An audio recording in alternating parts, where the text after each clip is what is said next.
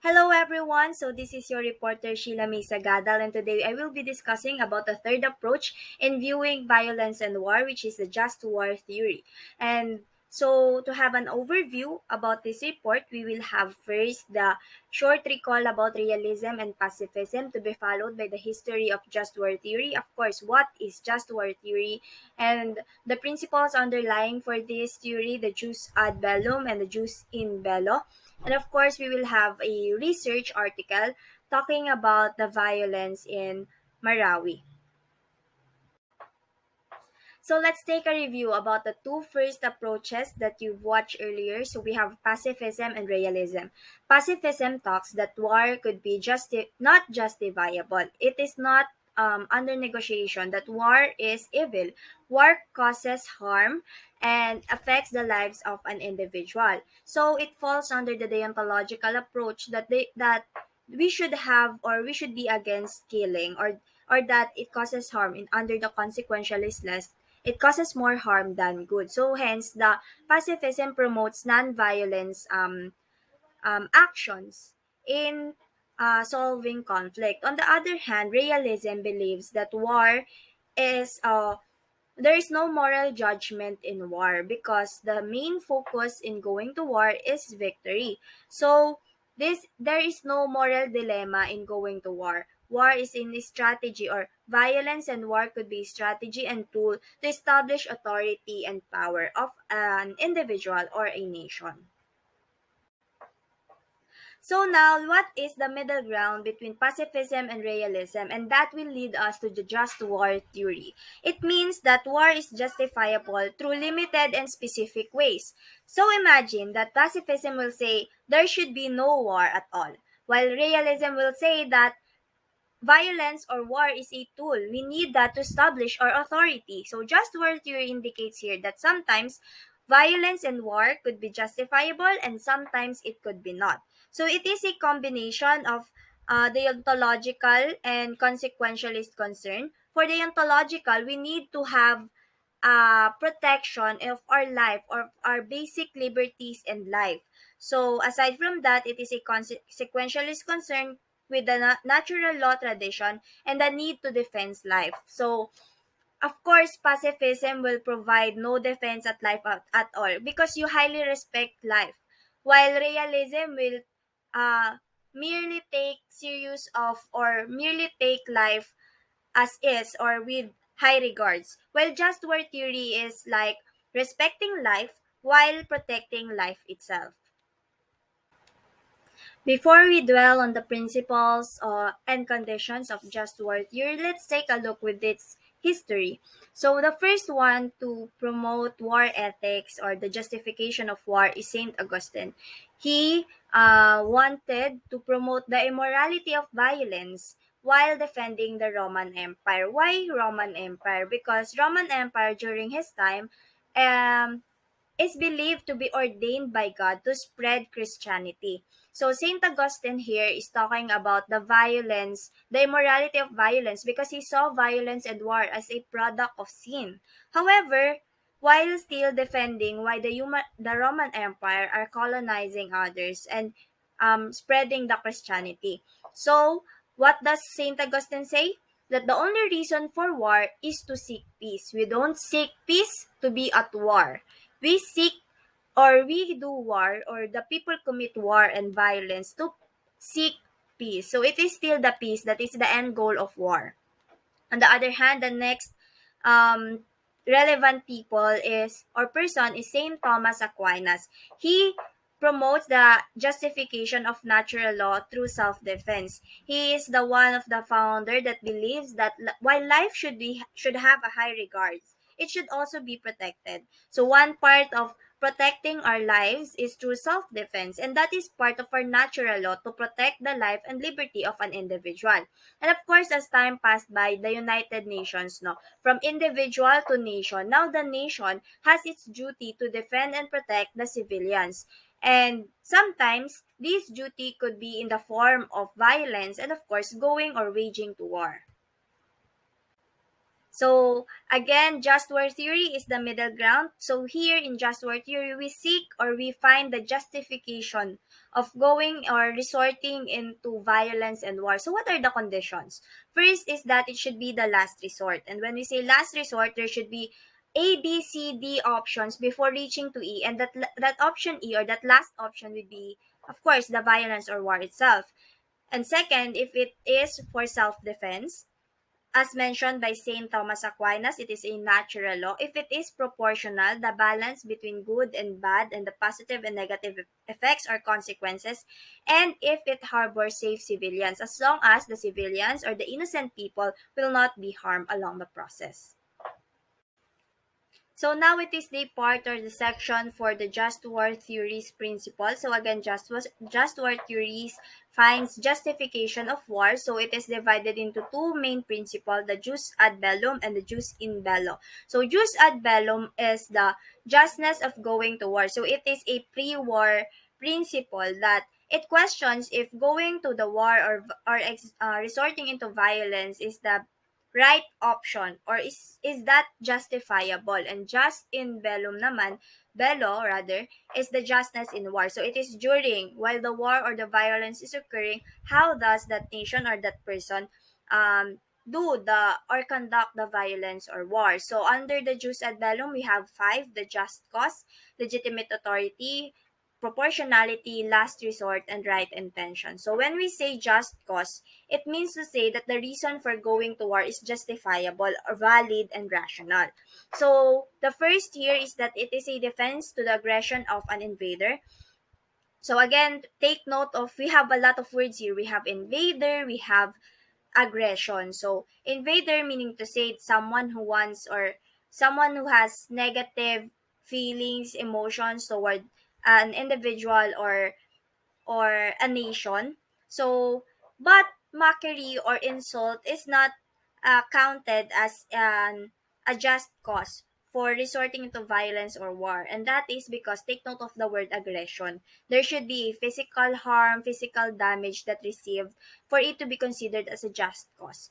Next is humanitarian intervention. Humanitarian intervention is commonly conducted by a state or a group of states such as United Nations and such to alleviate the suffering of people, and it limits the effects of the warfare. So I remember during our junior high, there is a certain law that was passed. I think it was the International Humanitarian Law. So international humanitarian law seeks to help those who are not currently active in having hostilities with other, or it limits the effects of warfare, of course, and lastly, if it limits the causes of war. So this is very controversial because some nation could think that going to violence or war under the thinking that they limit the war is an actual event. For an instance, in US, in the paper, there is a discussion between the US versus the Iraq because of, or rather, yes, the US versus the Iraq because of their leader, that they think that their leader uses chemical in in in their nation, and it could be harmful in the war. But it turns out that after the invasion and after the war, that there is no chemicals involved. So of course, it just cause if it aims to limit the war, and of course if there is a justifiable evident reason why there is a war. So there is also uh, a talking or a discussion about the preemptive strikes. Of course, these are very harmful, but preemptive strikes are meant to state such as that the nation is ready to strike back once a full out war is occurred rather. So we heard a lot of this in the news, the preemptive strikes, the invasion and such. So it is time for us to question if whether that certain country is or the reason is justifiable to take an action or to resort into violence and war. Next is the call for legitimate authority. Who calls for the violence or war? Some countries could be in monarchy, some countries could be in the government or Congress. The third one would be the military.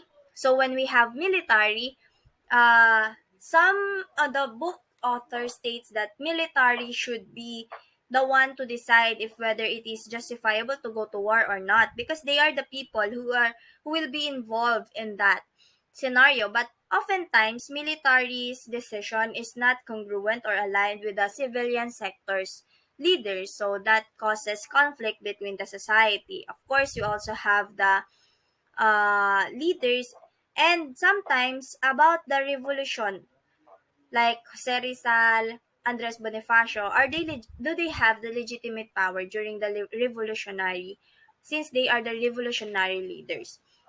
So next is the proportionality. So here in proportionality, again, when we say proportionality, it is quite related with balance. So we have two: the cost and benefit of the war, the consequences weighed, and of course the uh, ethical evaluation. It is proportional. Will it save life? So ethical evaluations centered about the moral decision making that included in the war. So unlike in realism that states that there is no moral conditions in going to violence or war, but in just war theory there is a ethical evaluation. Will it save life? Will it cause more harm or such? Of course, again, if it is not last resort, when we say last resort, meaning to say that the government or an individual took an took a series of non-violent actions, peace talk, negotiations, and such, before resorting into violence or war. And lastly, if it is the right intention. As we recall, that St. Augustine believes that we go to war to seek peace. So the right intention should be included into peace only. We are going to war just for the sake of peace and nothing more. So that is going before going to war. So again, before going to war, there should be a justifiable cause. The call for the war is with legitimate authority. There is a proportionality, meaning to say there is a critical evaluation whether it will benefit or not. It is a last resort, meaning to say that you already have a lot of nonviolent actions considered, and if it is a right intention. So now let's move forward to the second principle, and that is the jus in bello, justness in war. And in justness in war, we have three: proportionality, discrimination, and intrinsically evil means. So when we say proportionality again, if it balances the good and negative effects of the war. So while in the war, is it good to exert more effort? There should be no exertion of extra force, extra resources if the aim is considered, or the aim is nakuha na. So next is discrimination. There should be a no discrimination about the people who goes to war.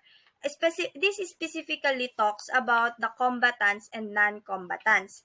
So when we say combatants, they have the direct contribution and performs their functions, such as soldiers, those who deliver the goods and such. While non-combatants, they have the immunity for intentional harm. So there are some instances that they could not be free from danger at all, but the danger or the harm should not be intentional at all. They are what we call the collateral damage due to the principle of double effects. So again, for proportionality, there should be no exertion of extra violence or war once the aim is completed. When with discrimination naman, there should be a clear distinction between the combatant and non-combatant. Combatant could be subject to intentional harm since it is violence and war, while non-combatant should be free at all from harm, specifically civilians.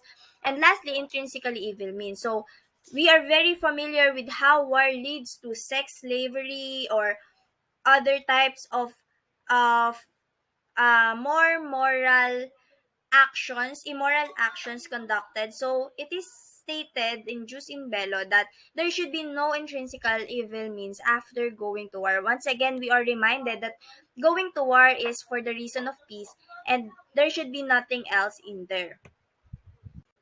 So I'm very happy to show you this one research that I found in the Philippine e-journal. It is titled Analyzing War Experiences of Combat Soldiers in Marawi Siege Using Field Theory by Sasot 2020. So why I found this interesting is first it happened in the Philippines, next that it's very recent, and it talks about the ideals of the soldiers that is a survivor of the war. So Marawi Siege is one of the biggest terror after 15 years. And when we say 15 years, it could, lampas na doon yung sinasabi nilang 9/11 attacks from, in US. Then, sinasabi dito ng mga soldiers that moral justification of killing is not under the soldiers. It's not a burden of the soldier, but it is a call on the leaders. So, sinasabi, iniisip ng mga soldiers natin, Filipino soldiers natin, that their moral they don't consider their moral stand when it comes to war because the one that conducts the moral stand would be the leaders. Study also revealed that all soldiers place trust in God whenever they are facing chaos manifested through praying. So given that soldiers face a lot of battle and chaos, one of the biggest factors that evolve here is the faith in God or the pagiging makajos, and what that is one of the core values that we develop in everyone in the Philippines. Next is that social support of the soldiers mainly relied on their comrades and they do not intend to communicate in their family frequently. So I found this very intriguing because uh, it it deviates from the value of familism that we have in the Philippines because they do not want to worry their family members, so they heavily relies on on their comrades. That's why brotherhood or the relationship inside the military is very tight because they mainly uh disregard and neglect their family members, and they mainly focuses their attention, their lives, and their faith and their relationship with their comrades. So that would be all about the just war theory. I hope that you learned something. Thank you.